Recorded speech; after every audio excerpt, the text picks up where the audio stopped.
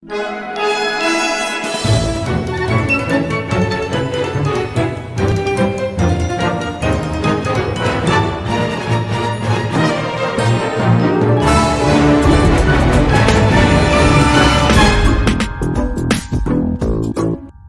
में हम आपको बताएंगे क्लास 12th का ऑल चैप्टर का फॉर्मूला। और जैसा कि आप सभी लोग जानते हैं कि हम लोगों का एग्ज़ाम नज़दीक है और एग्ज़ाम में ऑब्जेक्टिव सवाल ज़्यादा पूछे जा रहे हैं, जिसके कारण हमें फार्मूला की ज़रूरत बहुत ज़्यादा पड़ेगा। वह इसलिए क्योंकि डायरेक्टली ऑब्जेक्टिव सवाल जो है वह फार्मूला से डायरेक्ट पूछा जाता है। तो इसीलिए हम आपको लिए एक ऐसा सीरीज़ लेकर आए हैं जिसमें कि आपको हर एक चैप्टर का सिर्फ और सिर्फ फार्मूला बताएंगे, जिसको आप याद करके, और आपको ट्रिक भी ऐसा बताया जाएगा जिससे कि आप फार्मूला आसानी से याद कर सके। तो चलिए आज से हम इस सीरीज़ को स्टार्ट करते हैं। और इस सीरीज़ में आज हम लोग फार्मूला नंबर पार्ट 1 में बात करेंगे डिफरेंशिएशन ऑल फार्मूला के बारे में।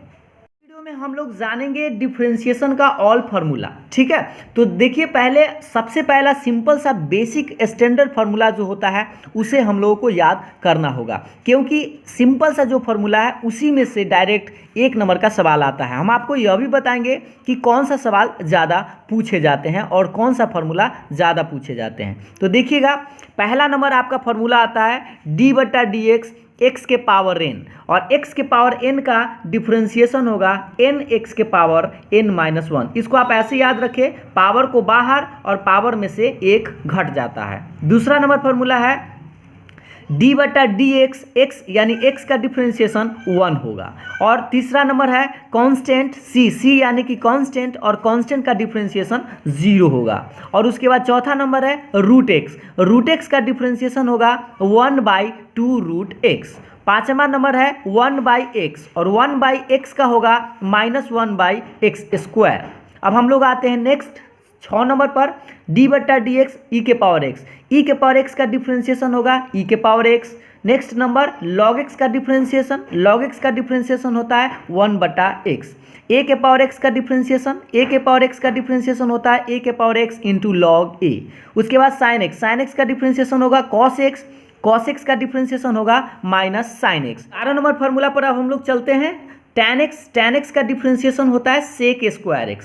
cot x का डिफरेंशिएशन होता है माइनस में cosec²x। sec x का डिफरेंशिएशन होता है sec x into tan x। cosec x का डिफरेंशिएशन होता है minus cosec x into cot x। अब हम लोग इन्वर्स में आते हैं, तो साइन इन्वर्स x का डिफरेंशिएशन होगा 1/√1 - x²। उसके बाद कॉस इन्वर्स x का डिफरेंशिएशन होता है -1/√1 - x²। तो एक बात आप याद रखेंगे, साइन का और कॉस का सेम होता है, बशर्ते कि साइन प्लस में और कॉस माइनस में होता है। उसके बाद हम आगे बढ़ते हैं। tan इन्वर्स x का होगा 1/1 + x²। और उसी तरह से कॉट इन्वर्स x का होता है, कॉट इन्वर्स x का सेम होता है, बस इसमें माइनस होता है। तो देखिएगा कॉट इन्वर्स x का डिफरेंशिएशन होगा -1/1 + x²। अगर आप tan इन्वर्स याद रख लेते हैं तो आपको कॉट इन्वर्स याद हो जाएगा। उसके बाद नेक्स्ट है सेक इन्वर्स x, और सेक इन्वर्स x का होता है 1/x √x² - 1। और उसी तरह से कॉसेक इन्वर्स x का होता है, और कॉसेक इन्वर्स और सेक इन्वर्स सेम होता है, बस इसमें माइनस होता है। तो देखिए एक बार फिर से, कॉसेक इन्वर्स x का क्या होता है -1/x √x² - 1। तो अब आप ऐसे याद रख सकते हैं, याद रखिएगा जो C से लेटर स्टार्ट हुआ है उसका डिफरेंशिएशन माइनस में आता है। जैसे कॉट का माइनस में आया, कॉसेक x का माइनस में आया, और एक कॉस होता है, कॉस का भी माइनस में साइन x आपको बताया गया है। तो जो C से लेटर स्टार्ट होगा उसका माइनस में डिफरेंशिएशन होगा। तो इस तरह से आप आसानी से याद कर लिए होंगे। इधर भी आप देख सकते हैं कॉट का माइनस में, कॉसेक का माइनस में, और एक और है कॉस का माइनस में। तो इस तरह से आप इतना समझ गए हैं। तो अब हम लोग आगे बढ़ते हैं। हम लोग डिफरेंशिएशन का रूल देख लेते हैं। रूल में आप लोगों को हमेशा याद रखना है, क्योंकि क्वेश्चन बनाने से पहले बच्चा जो है इसमें मिस्टेक करता है। तो इसीलिए हम लोगों को पहले रूल बहुत अच्छा से याद भी रखना है और उसको समझ भी लेना है। तो देखिए पहला नंबर रूल है कांस्टेंट इनटू फंक्शन। ध्यान दीजिएगा k कांस्टेंट है और u एक फंक्शन है x के रूप में। तो पहले आप डिफरेंशिएशन अगर करना चाहे तो कांस्टेंट को बाहर कर दीजिएगा और u का डिफरेंशिएशन, ये पहला रूल है। दूसरा नंबर रूल है, अगर प्लस में दो गो चीज़ हो, जैसे u हो और एक b हो, प्लस में हो या माइनस में हो, दो गो फंक्शन है x के रूप का, u और एक b, अगर हमको डिफरेंशिएशन करना हो तो क्या करेंगे, पहले u का डिफरेंशिएशन करेंगे और प्लस है तो प्लस देंगे, माइनस है तो माइनस देंगे और फिर b का डिफरेंशिएशन करेंगे। ये सिंपल सा रूल है।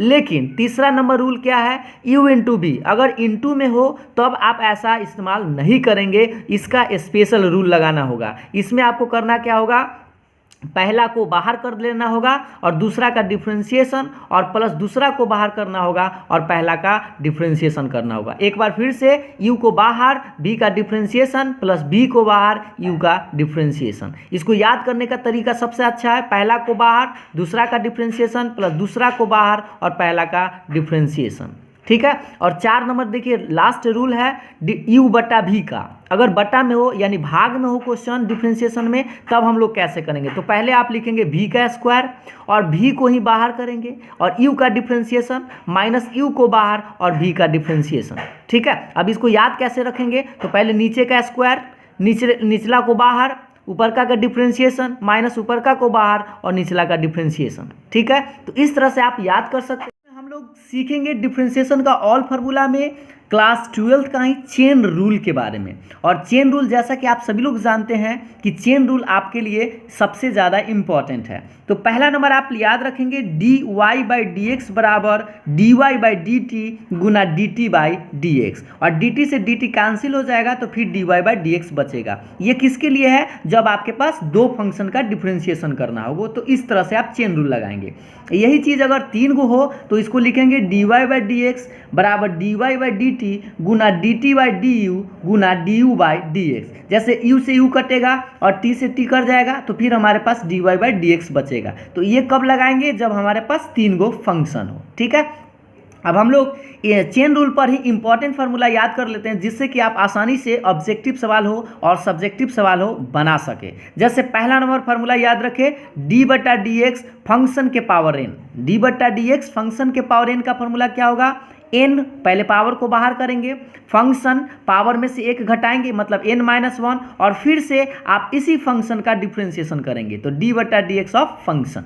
नेक्स्ट फार्मूला है रूट फंक्शन। अगर रूट फंक्शन हो तो रूट एक्स का आप लोगों को याद होगा 1/2 रूट एक्स होता है, तो 1/2 रूट फंक्शन गुना और फिर से इस फंक्शन का डिफरेंशिएशन। उसके बाद तीसरा नंबर देखिएगा 1/ अगर फंक्शन हो, जैसे 1/x का आपको बताए थे -1/x² होता है, तो यहाँ पर आप लिखेंगे 1/ फंक्शन है तो -1/ फंक्शन का स्क्वायर और गुना में इस फंक्शन का डिफरेंशिएशन। अब नेक्स्ट देखते हैं फार्मूला नंबर 4। तो देखिएगा नेक्स्ट नंबर 4 नंबर फार्मूला है d/dx log fx, यानी लॉग फंक्शन। अगर लॉग फंक्शन हो तो इसका क्या लिखेंगे, पहले 1/ फंक्शन इंटू में डिफरेंशिएशन ऑफ फंक्शन। और यही चीज़ रहे e के पावर फंक्शन, अगर e के पावर फंक्शन है तो उसका डिफरेंशिएशन क्या होगा, पहले तो आप सेम का सेम लिखेंगे e के पावर फंक्शन और फिर से इस फंक्शन का डिफरेंशिएशन। नेक्स्ट है साइन फंक्शन। साइन फंक्शन का डिफरेंशिएशन पहले हम लोग करेंगे तो कॉस फंक्शन लिखेंगे और फिर इस फंक्शन का डिफरेंशिएशन। उसके बाद नेक्स्ट है आपका कॉस फंक्शन। कॉस फंक्शन का पहले होता है माइनस में साइन फंक्शन और फिर इस फंक्शन का डिफरेंशिएशन। नेक्स्ट है आपका टैन फंक्शन और टैन फंक्शन का डिफरेंशिएशन होगा सेक स्क्वायर फंक्शन और फिर से इनटू में इस फंक्शन का डिफरेंशिएशन। तो अब हम लोग फार्मूला आगे देखते हैं और आगे फार्मूला है आपका, गौर से ध्यान दीजिएगा, 9 नंबर कॉट फंक्शन। और कॉट फंक्शन का होता है माइनस में कॉसेक स्क्वायर फंक्शन और गुना में फिर इस फंक्शन का डिफरेंशिएशन।